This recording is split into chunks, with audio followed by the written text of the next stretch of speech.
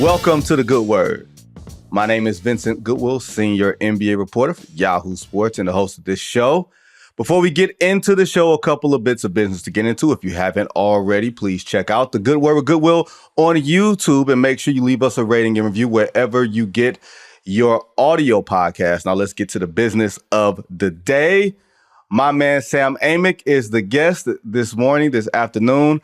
How you doing, Sam, man? You've been making some, you've been busy this holiday week, man. How you doing? What's good, Vinny? Great to see you. Happy holidays. I'm doing well. We were just talking off air a little bit. You know, the annual juggle of work and family life and craziness. And the longer I do this job, even though Christmas Day is a major priority for the NBA, I admittedly, I try to kind of skirt that a bit and have a real holiday because I do my time the rest of the year. So we had that plan going, and then we'll get to it. But the Kings kind of threw a little wrench in my program. But shocking. But I'm good. Yes, shocking. Indeed. Shocking. The Kings threw a wrench into someone's program. I did not have the benefit of having Christmas off. I happened to spend Christmas watching Victor Wembanyama. Maybe we'll touch on that. Maybe that'll be the coveted third topic here this afternoon when we get to talking about LeBron James and his 40th birthday. But to start off, let's start off with Sam Amick's Kings. The Kings decided to fire Mike Brown after a 13-18 start. I guess you could say the coup de grace was De'Aaron Fox. I don't know if he was giving himself a manicure, a pedicure, a facial in the lane against the Detroit Pistons when Jaden Ivey was camped in the corner waiting on a pass from Malik Beasley. 4-point play. Mike Brown was, I won't say apoplectic. He was despondent after the game. And it felt like, Sam, as I turn it over to you, it felt like over the past couple of weeks as some of the bad losses start to look worse, his press conferences got a lot more detailed into some of the mistakes that players were making. I don't know if that was a way for him to shirk responsibility or if it was just him being completely transparent. But even as we zoom out, is this just the Kings being the Kings, being the dysfunctional franchise that they are, or is this something completely different at player? I mean, not to dodge the question, it can be both, right? Mm-hmm, I think there's elements of both. I'll start with, let's pretend for a moment that you don't even know the name of the franchise attached to this situation. So let's objectively analyze this stuff. Where I would say, the Kings folks and their front office in particular, if you're in those seats, Monty McNair, Wes Wilcox, you're looking at this going, and this is kind of a familiar refrain from them, where it's like, listen, everybody, and I'm talking about the Sacramento community and the Kings fan base, like we've been here 4 or 5 years, whatever it is at this point. They don't have the baggage. These are just two guys who had good NBA careers before, and they're trying to make it work. So the stuff that where I will, highlight that does typically lead to coaching changes is, a 5-game losing streak, as ugly as this one was, all of it during the holidays, an 0-5 homestand, the crowd getting increasingly, dissatisfied with every passing loss. The Pacers loss was ugly. I was there. A lot of booing, not even just at the end, a lot of booing throughout. Vivek Ranadive, the owner, sitting courtside. I happened to hear a few things that night about how pissed off he was, and it was at a pretty high level, and his ire was aimed in every direction. It wasn't just Mike Brown. It was the whole group. So, that type of stuff does in the NBA typically lead to a coaching change, going 13 and I think 19 or 18, one of the two, when you had expectations of being not even just a playoff team. They were shooting for top 5, 6. That's all the stuff that's fair game. The stuff where you say a coach is going to be in peril. And Vinny, you hit on something important that we can dive in more on later, is the press conferences. Is Mike being candid and cutting in the kind of way that the media loves. I was there for a fair amount of it. Interesting stuff. And to be honest, he would jump off camera and break stuff down too, not to kill his guys, but to help the media understand decisions that he was making, right? Right. But it's the NBA. Like that stuff, that's not the path to long-term survival. is to dissect, Fox in the way that he blew that Pistons game, or in the Pacers game, he did the same exact thing with Domantas Sabonis because he blew a late game rebound. So let me now jump to the Kings question.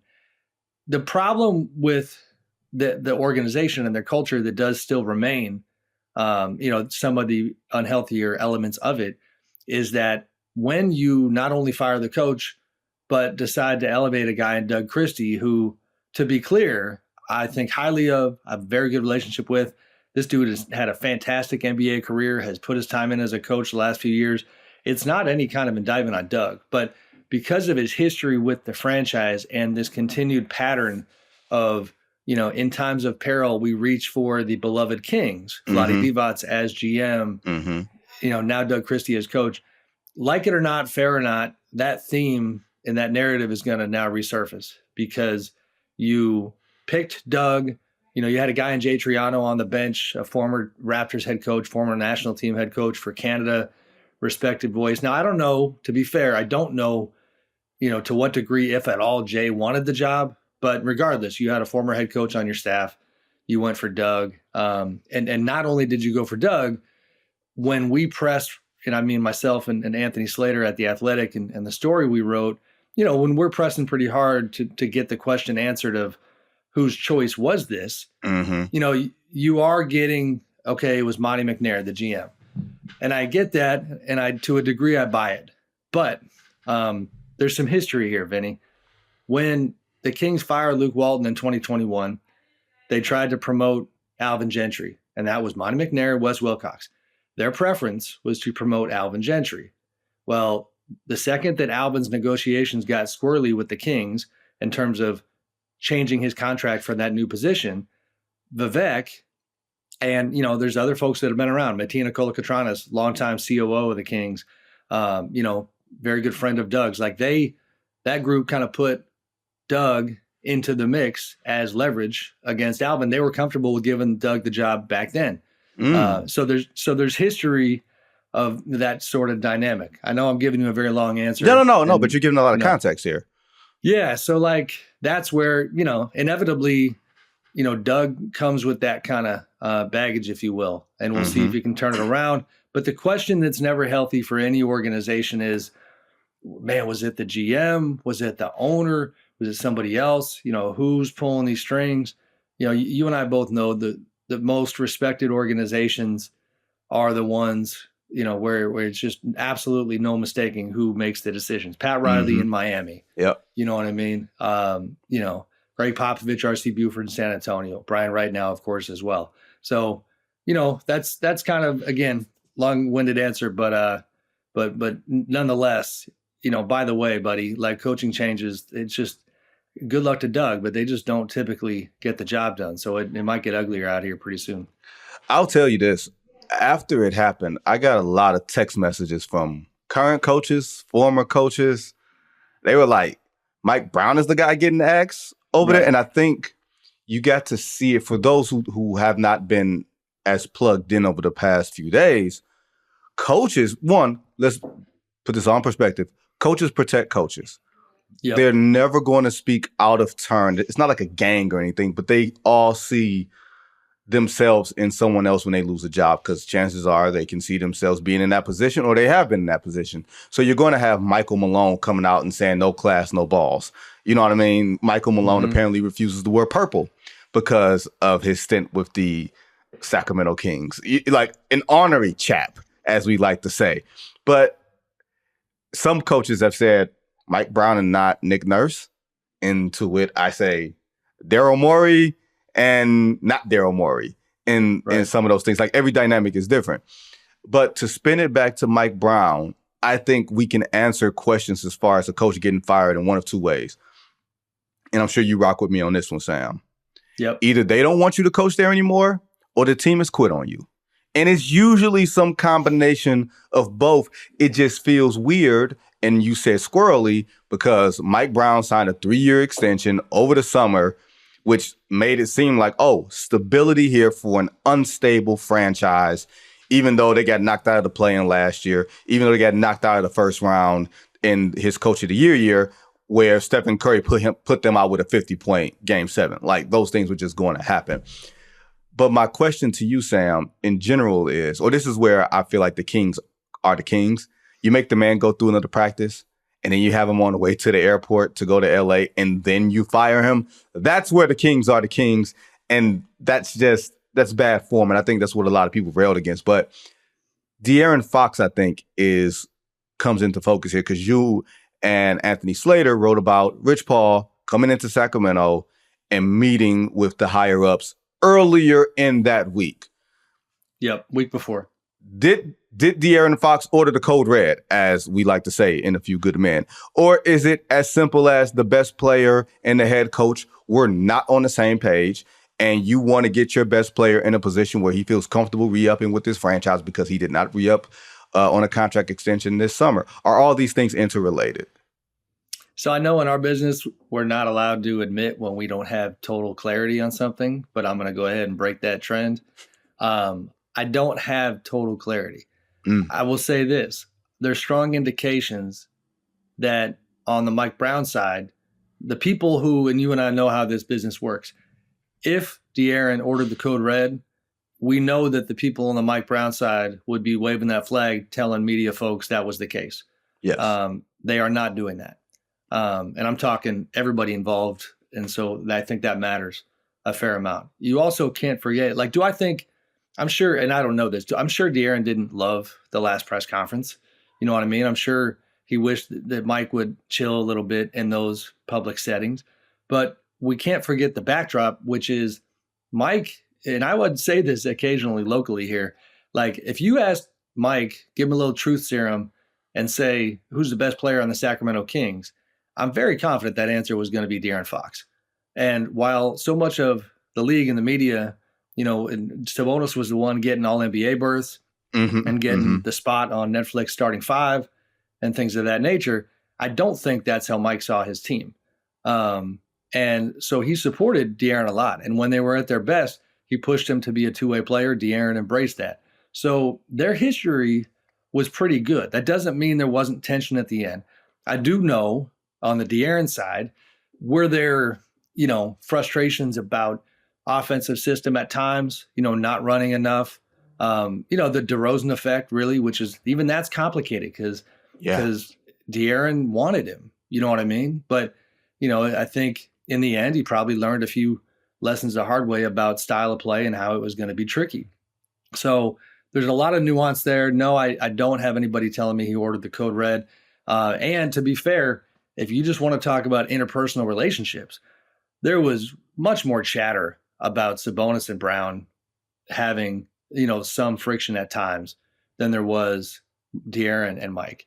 And that, a lot of that stuff, Vinny, would bear out in public. Even within the past couple of weeks, these press conferences, as Mike got more and more open, you could see Sabonis pushing back every once in a while. There was one day at practice where Mike basically told the media, and I'm paraphrasing, but please stop asking me about our offense because our defense is the problem. Our defense has got to get better. We are number 6 in offense. Well, then it would be Sabonis' turn to talk, and those words and that message would get conveyed to Domas, and he would flip it and say, yeah, but if you score a lot more and you have a chance to set your defense, it makes life a whole lot easier. So he was focusing on offense. The coach was focusing on defense. Little microaggressions, if you will. So, again, a lot of layers to it, a lot of dynamics. The De'Aaron thing, though, is front and center. And the thing I would love to get clarity on is forget for a minute about what De'Aaron really thinks about the coaching change. And by the way, we should hit it in a minute. But speak of the devil, De'Aaron is active on social media right now, speaking on this stuff. And I'll share that in a second.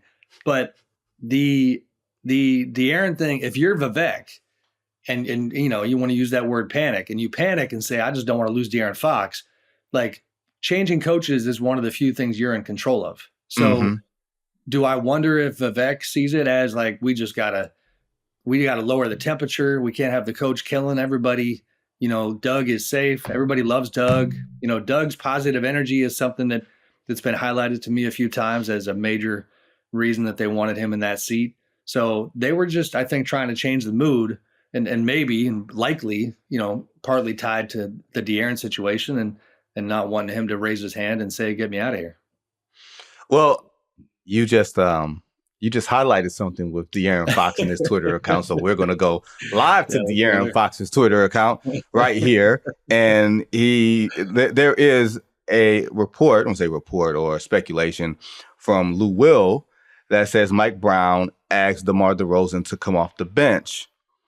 And De'Aaron Fox quote tweeted that video of Lou Will, who's now prominent in NBA media, and says there was never any pushback about anything, the narrative of us bumping heads or me going to management saying anything is bullshit. So you can run with that if you want to. He's basically saying, I didn't order the code red. I am not Colonel Jessup. Cool. Right. The problem, the thing that you hit on, Sam, and this is the last thing we will do with Kings because we got to hit on Golden State, but I feel like this is really important. DeMar DeRozan coming there, one of the top clutch players in the league the last 3 years since he got to Chicago. De'Aaron Fox, one of the best clutch players. Like, we have this clutch award now. Both of these guys have finished high, if not won the award outright. In theory, on paper, you add one great clutch player to another great clutch player. You should have one of the best late game offenses in the league. And they've played the most clutch games in the NBA. And they are have the most clutch losses. Like, it's something that's not adding up. Clutch being, I think the stat is within 5 points or within 5 points. And I think as of when the coaching change happened, I think they played like 16 clutch games or something of that nature. Or no, they played 19 clutch games and they were 6-13. Ooh. Why hasn't that worked? Why has the DeMar DeRozan acquisition been choppy? Well, on the clutch side of things, and maybe this is a hot take, did we maybe just learn that you really only want one clutch guy? You know what I mean? Like that's part of it to me, because if I would have only watched De'Aaron down the stretch this year and didn't know his history as an incredible clutch player, if I didn't know any better, Vinny, there were games where he's got the ball late and he's indecisive and he's alligator arming mid-range shots and he looks like he's not honestly built for the moment. And we know he is. And so to me, what it's, where it's kind of shaped my opinion is I think the two clutch guy approach, it created uncertainty. It created a lack of pecking order. Guys coming down late in games and not really knowing, who was going to go ahead and give it a shot this time. And DeMar, obviously, he wakes up every day of the week thinking he's that guy. And then now he's having to think twice because it's De'Aaron's franchise. It's De'Aaron's city. So, part of me just thinks it's that.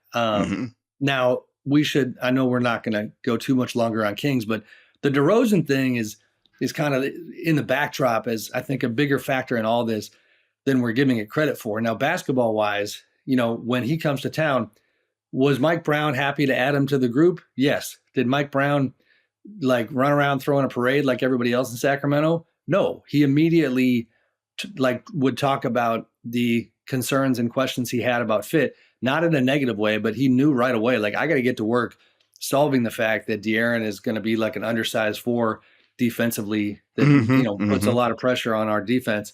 How are we going to do that? DeMar's going to be an undersized 4. Oh, I'm sorry. I said De'Aaron. Yeah, DeMar. And then on offense, they've been running, the Domas DHO approach for a couple of years that worked really well for guys like Keegan Murray and Kevin Huerter as shooters. Well, now it's going to be more ISO with DeMar, and you're going to function differently on the offensive side. He had a lot of questions, and it's not DeMar's fault, but the vision, the optimistic vision that they had for him coming to this team did not pan out. And then everybody involved, seemed to be pretty uncomfortable when it came to what that meant, because it meant the ceiling on this group was lower than they had hoped. And when that's the case, as you and I both know, that's when, people call it panic or just make decisions. Next thing you know, Mike Brown, who is a very, very good NBA head coach, is out of work. Now, I love Mike. Do I feel bad for him? He's walking away with $20 million. He'll be okay. You sound like De'Aaron Fox. Players get traded and traded and released and all that stuff all the time. Well, he's got money. It's not just money. I will say this. Shout out to Mike for, this is just a life commentary, Vinny. Like, Mike came in the door saying, I'm going to coach this team the way I want to coach it. And I think it's admirable, even just from the place he was at in life, that he'd been through some things, he'd accomplished a lot. He came in the door day one saying, you're not going to get me to compromise who I am.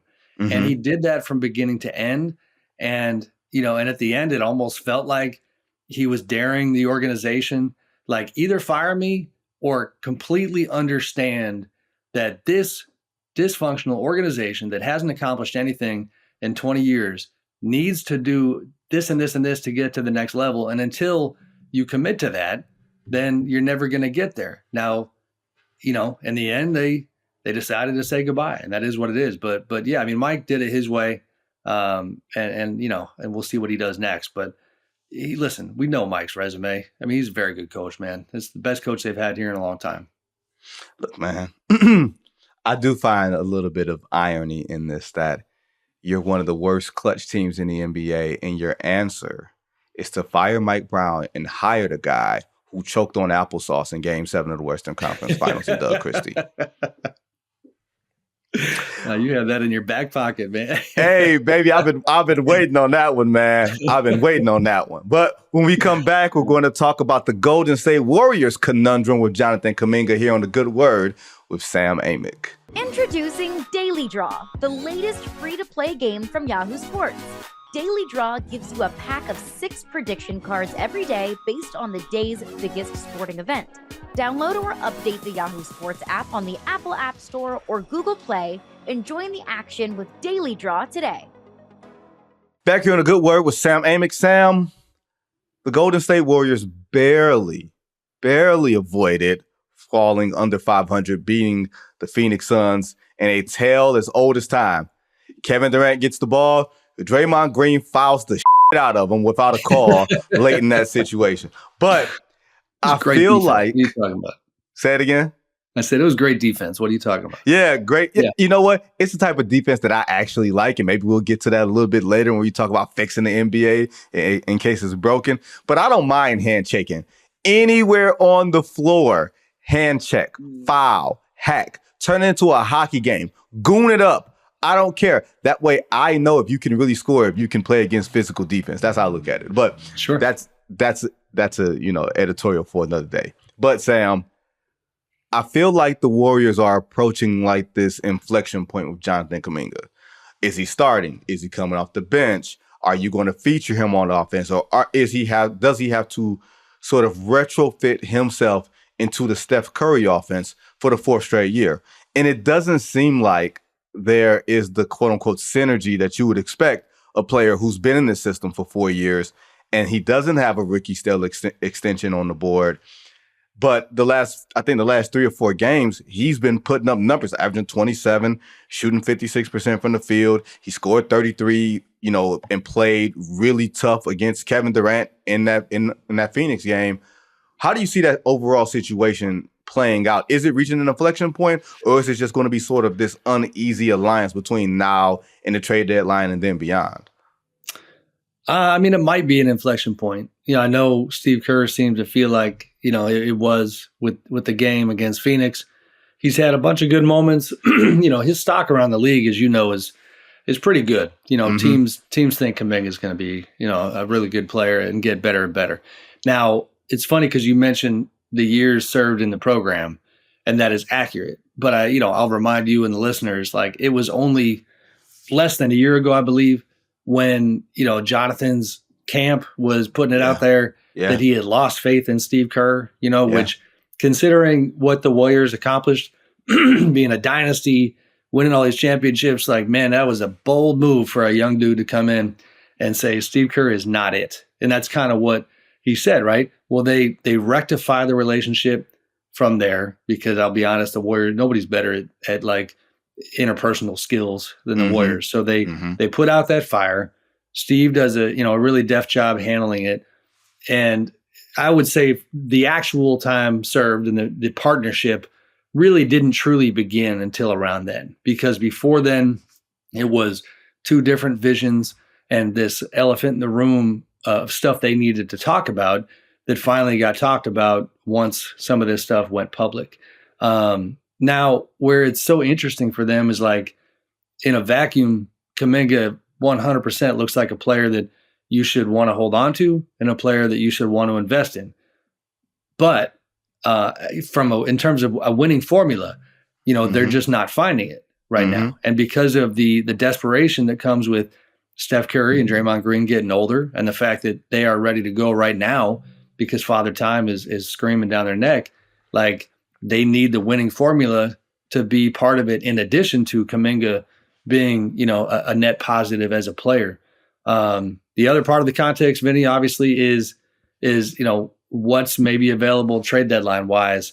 And to me, the obvious guy there is, so you look at like a Jimmy Butler possibility. It's such a tough contrast to me. If you're Joe Lacob and Mike Dunleavy in that group and Steve Kerr, it's like you're looking at the young guy who can't elevate you yet, but you don't want to let go of because you really don't want to see him become an all-star somewhere else. And then you got the 35-year-old who is going to help winning more right now if you get him on board.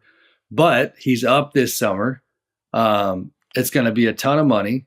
But he can opt for house cleaning purposes. He's got a $52 million option. Correct. That most people believe theoretically that he will opt out of to get another deal. I don't know if that's true, that he will opt out expecting big money. I think he'll opt out maybe expecting longer money, if that makes sense.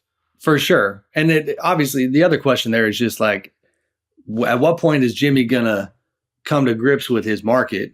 Because you've got the way he sees himself and what he thinks he's owed versus the market.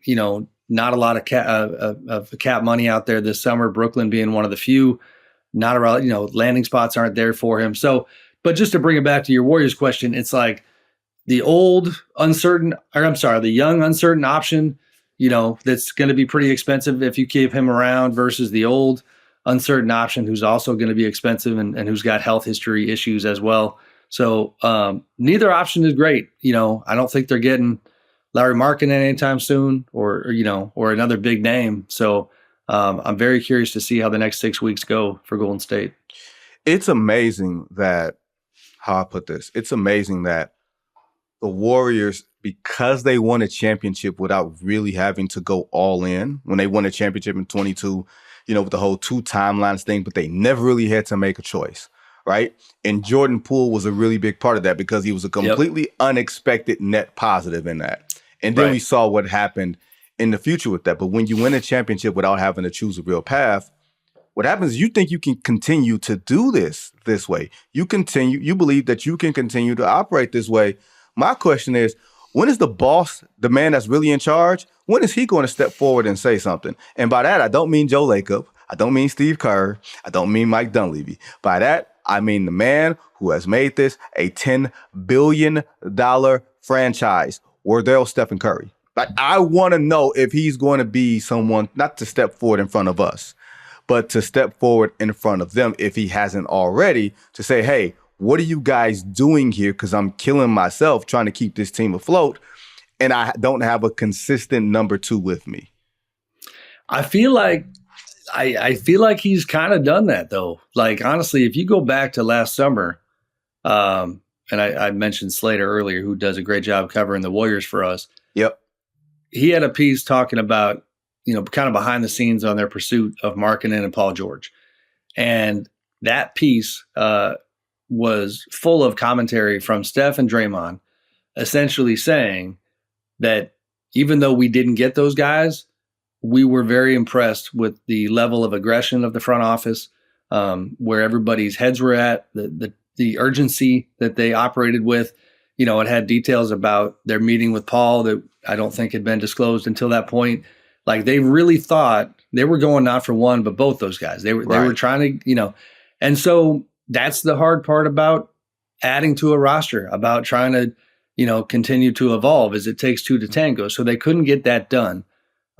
So at least as of that point, it appeared that Steph had shared his voice, and if he didn't like the job the front office was doing, he would have said that. But now it's far be it from me to compare the Warriors to the Kings, but like in Sacramento, they've tried a bunch of stuff too, but they just keep swinging and missing on improving the roster. So results matter. So, Mike Dunn leaving that group, they obviously added Dennis Schroeder. We'll see if they do something else splashy before the deadline or what they do with Kuminga.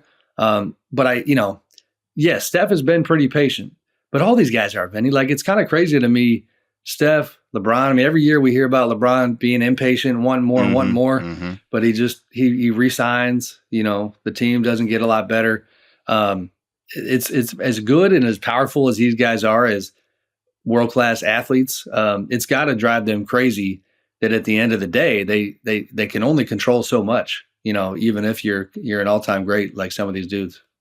Well, I think the thing that's important here is, when they're up for extensions, they take them. And they take the maximum amount of money allotted to get these 1-year extensions, which aren't written on paper.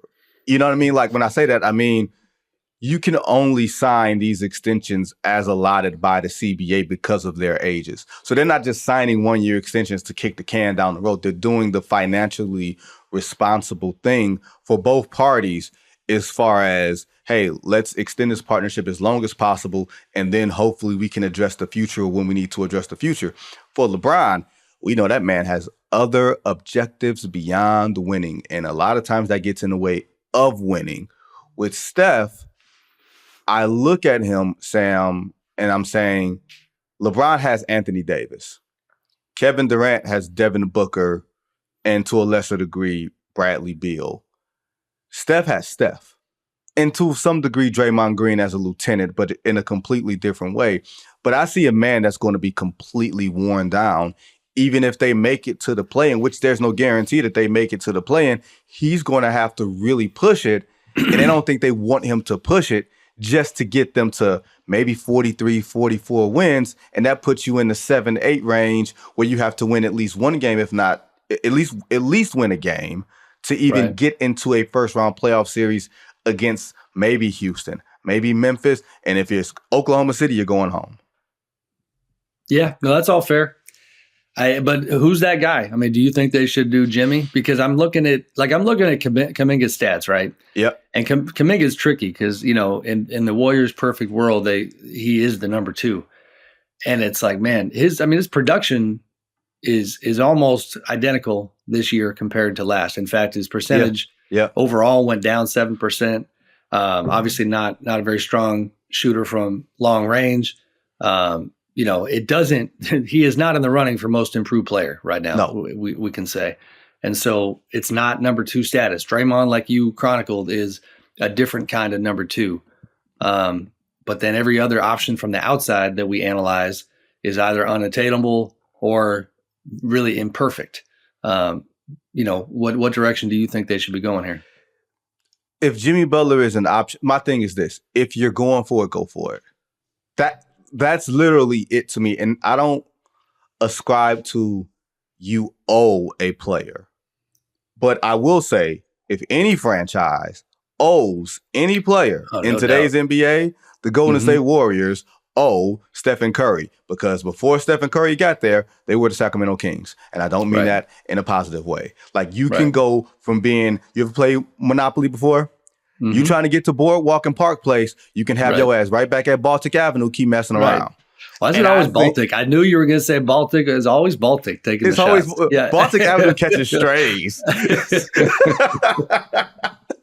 Baltic Avenue, like Alabama Avenue ain't catching no strays. It's always Baltic. Connecticut ain't catching strays. It's always Baltic Avenue. Man, I wish I could play Monopoly. I just have these competitive juices to dominate somebody. I don't know. I want to, I don't have kids, so I can't dominate my kids. And Sam, if I play had chess kids in Washington Park like Wemby. Yeah. I would. We gonna get to that. We're gonna get to that. And I tell you this, Sam, if I did have kids, I wouldn't let them win that. Well, then start having some kids because I'm here for that. Hey, easy, cowboy. Easy. Knock on wood around here. We're knocking on wood. Now, we're going to take our last break, and when we come back, we got birthday wishes and future wishes for LeBron James. You listen to The Good Word here on Yahoo Sports. It's time for the last word here with Sam Amick. Sam, it's December 30th, which means it's LeBron James' 40th birthday. And we can finally say LeBron is 40 because we've been saying LeBron has been 40 for the past 3 years. Oh my God, appreciate LeBron James. This is a 40-year-old man. You don't know what you're going to see when he's gone. I get so damn tired of people telling me to appreciate LeBron James. Okay, cool. He is properly appreciated. One of the greatest players you will ever see. Fine, let's stick a pin in that, Sam. The Lakers gave him a 40th birthday present by shipping out D'Angelo Russell and also getting him Dorian Finney-Smith and Shake Milton in a trade with the Brooklyn Nets. Dorian Finney-Smith shooting, I think, like 44% from three. He was a big part of that Dallas Mavericks team a couple of years ago that made that improbable run to the Western Conference Finals. He's a defender. He can play up to 3 different positions from 2 all the way up to 4. It kind of lessens some of the dependency on the Gabe Vincents and all those things. But as an impact move, Sam, considering they gave up, I think, 3 second-round picks, is this it for the Lakers? Is this all that they have going as far as impact moves? Because I don't think they're a Dorian Finney-Smith away from elevating themselves to the upper echelon of the Western Conference. No, I think you hit on it at the start with the D'Angelo commentary. I mean, this is them everybody knowing that they were trying to move D'Angelo. And so do I think it makes them better? I do. I mean, D'Angelo is always such a tough guy to analyze because he has some nights at the office where you just go, oh, good Lord, this is a guy who was a former All-Star. Like, he can get hot like nobody's business. And, but then he just long stretches of struggle and defensive concerns, for days. It makes them better. It is significant because the Lakers front office, obviously Rob Pelinka and company, Kurt Rambis, they had not done damn near anything for a couple of years when you talk about trades. Now they obviously drafted and they picked up guys here and there, but the trade deadlines had come and gone, the last one anyway, without any real activity, which is so counterintuitive when you're talking about a 77-year-old LeBron James. Let's just go ahead and keep exaggerating. Yeah, he's Red Fox, and he's literally Red Fox in Sanford and Son. I think he came up with Jimmy Carter. That's what I heard. They were in the same graduating class.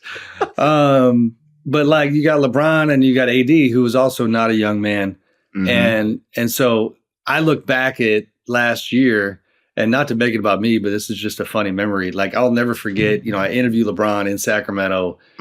He's pretty open, has this kind of very unforgettable quote where he says, y'all know what the F should be happening or what we need to do. And like, this was, my recorder's out, it's in his face. LeBron knows how I do the job. I write it. My opinion is he didn't love the perception that he was pushing back on the franchise. So he tweets at me and acts like everything is fine. But it was like, okay, we know what happened there. Like, angst, please get me help, please get me help. They didn't get him help. Now, again, I mean, Dorian's a good player, and he's a guy that a lot of teams were going after. But yeah, if this is it, then they're fighting for the play-in still, and they have the same ultimate fate that they had before. This does not elevate them to contenders, but I do like the move. Yeah, I think it's a B+ type of move. Now, here's what I will say about D'Angelo Russell, and you'll see when I land the plane. I understand the frustrations with D'Angelo Russell because the talent is so tantalizing, the playmaking, the shooting. You can see all the quote-unquote potential, but you also see the inconsistencies. If you need him to be your third best player, you're in trouble. If you need him to be maybe your fourth best player, that's where you have something really special. The problem, as I present it to you, Sam Amick, is LeBron James good enough at age 40 to be a number 2 on a championship team? Because we've seen the variances in the performances. We've seen the variances as far as him missing 16, 17 straight threes, the lapses on defense. He can't move defensively anymore. You have to really he has to really conserve his energy and everything else to make sure that he has enough during fourth quarters to be able to finish. And when he can finish, he's fine. But when it's not, Sam, it looks really bad. Right. Yeah. No, I mean, that's fair. I mean, it's crazy because early on this season, we're all marveling at how great he was. Mm-hmm. And on the backside of the Team USA experience, where it's going to sound like I'm being a fanboy here, but man, between LeBron and Steph and what they did at Team USA, like I was in awe. Like, yes, oh my God. Yes. Incredible. But we all kind of forgot, like, ooh, short runway, short sample size. You know what I mean? Like, like quick burst. This is tailor-made for old players, is that kind of format. Then, and this was, under the radar for a little bit. Like, man, he had a 3-week stretch where even when he was out there putting up good counting stats, we had never seen, plus minus numbers as bad as LeBron had with the Lakers during that time. He's always a net positive. We were not used to seeing them struggle with him on the floor and him conceivably being part of the problem. So yeah, the variance, I think the way you put it is spot on. He's on a championship team, like him as a number 3 is ideal with, 2 young studs that are carrying it and him amazing us at this age for doing what he's doing. The other part of this is, where is his head at in terms of how they play? You know what I mean? Like there's chatter about, like he's LeBron. So if he's breaking a play, JJ Redick's not going to throw the clipboard down and get pissed off. It's LeBron. But I do think it happens a fair amount. And I don't think, they are always running what JJ is trying to run. And so that speaks to, what does LeBron think right now about his, like what the best way to play is with him leading, him, taking over, all those things. Like the vision's got to be aligned. So, yeah, I mean, it's him turning 40, Vinny, for me, it's actually kind of, I thought about this morning, like it quickly shifts into like, what do they need to do to help LeBron win another title? To, man, just stop it. Just he's 40 something. It's just cool that he's out there. He's doing good things. You know what I mean? Yeah. We could just say it's over. You're not part of the championship discussion. You're not entitled to be part of the championship discussion. That goes for Steph. That goes for Kevin Durant as well. Like, I agree with your point. Just overall, I didn't mean to cut you. No, you're good. Just that we've been, and it's funny. It dovetails into where I wanted to finish off. Is they had that great interview that it looked like it happened in Paris during the Olympics, where LeBron, Steph, and KD were all interviewed together. Yep. And it showed the league's dependency overall on them. And they can be as great as they are in an Olympic setting, but have no shot. Even if you group one with the other. Even if you add LeBron to the Golden State Warriors, that does not make them a championship team. If you put Kevin Durant back on the Golden State Warriors, maybe. Like their stamp on the league is greater than their stamp on the game. And their stamp on the league is exponential. And Sam, I'm curious because you brought up Victor Wembanyama playing chess in the park in New York City. And we've been trying to find the next guy. We get Anthony Edwards getting fined for dropping F-bombs like every other week, whether it's on national TV or in media scrums or whatever. Ja Morant. There's not been a huge amount of momentum for the comeback for Ja Morant. Zion Williamson, we see more shots of him sitting somewhere as opposed to playing somewhere. Is the league ready? Are you as concerned? We know the league isn't ready, but are you as concerned as a lot of people are for a post-LeBron, post-Steph, post-Kevin Durant world as far as league ambassador, league mantle carrier? Because it looks like Victor might be the only one, and Victor might have to do all the marketing by himself. Yeah, I mean, as you know where I'm at on this. I loved your column last week where you hit on some of these themes. I do agree with you that the league has an issue on its hands when it comes to the younger generation of stars. And to be clear, we don't need to tiptoe around it. You can be mad at us all you want. Folks don't generally like media or reporters, but like we are the messengers in large part. Yes, they have their own social media. Yes, they can go do their own doc, but guess what? Telling the stories every single day, the good, the bad, the in between, nobody else is doing that. not the team Twitter account, not NBA.com, except for the pros over there who do their thing. Like, we are doing that. So access matters. These players willing to share their stories matters. And so what you are more specifically hitting on, and I'm going to add a few other names to the mix. Nikola Jokic is a 3-time MVP. This dude can't stand doing media, can't stand it. And so that has been like pulling teeth. Luka Doncic can't stand doing media, doesn't routinely do sit downs to help fans understand his mentality. You know, I'm leaving some folks out, I'm sure. Like when Wemby, Vinny, he came through Sacramento a couple weeks ago, and far be it from me, we all know the Spurs PR frustrates us a great deal with the way they handle their guys. That night, I will say, man, I walked out of there. Wemby post game comes into this small room where they do visiting team press conferences in Golden One Center, and the Spurs had beat the Kings. Wemby had a really fantastic night. He sits down at this table. I think there was only 3 or 4 or 5 of us in the room. Michael Wright was there from ESPN, Jeff McDonald, San Antonio Express News.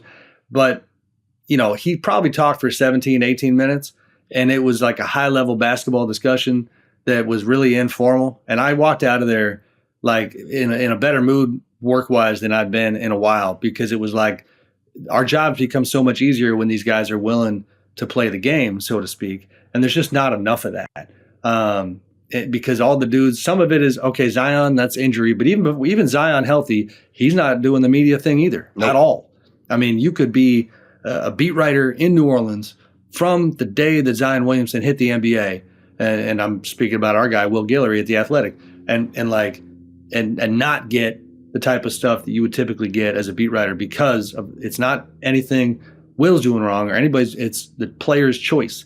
So to your point, like, yeah, man, like start telling these damn stories and not, you know, especially when I'm going to sound like the get off my lawn guy, but when you're clocking in at $50-60 million a year and we routinely have agents and PR folks telling us, oh, they have to talk so much. Like, stop. Go talk to Mr. Barkley about talking a lot. Go talk to Magic. Go talk to Michael. Like, these dudes talked every single day. So, yeah, I mean, maybe once Steph, LeBron, and KD, you know, ride off into the sunset, maybe more pressure gets applied and guys do share their stories. But right now, I do think it's an issue.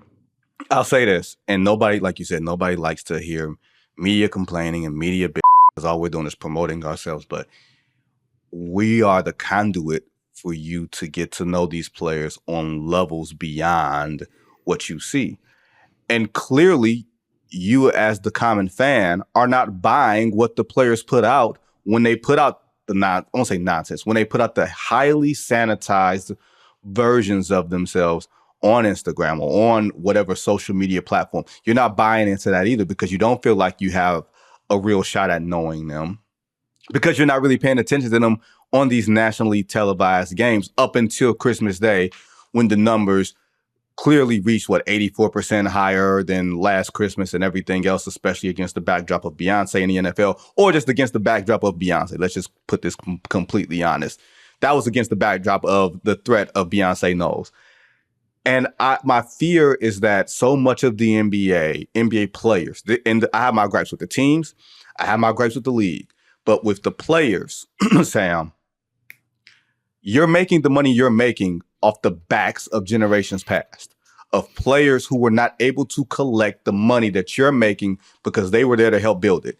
You are making a lot of withdrawals from this league and not making a lot of deposits. Everything is couched under, you can't make me. Everything is couched under, everything has a price. Nothing is couched under what's best for the game. If you do a lot of times what's best for the game, you yourself will receive benefits from it ancillarily as well, but you can't tell them because they got all the answers. That's the problem.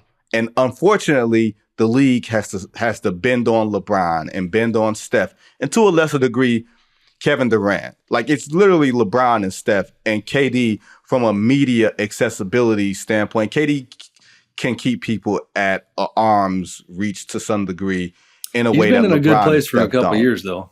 Yeah. You know what I mean? Yeah. He's been in a good place for a couple of years. That's true. He has been. Yeah.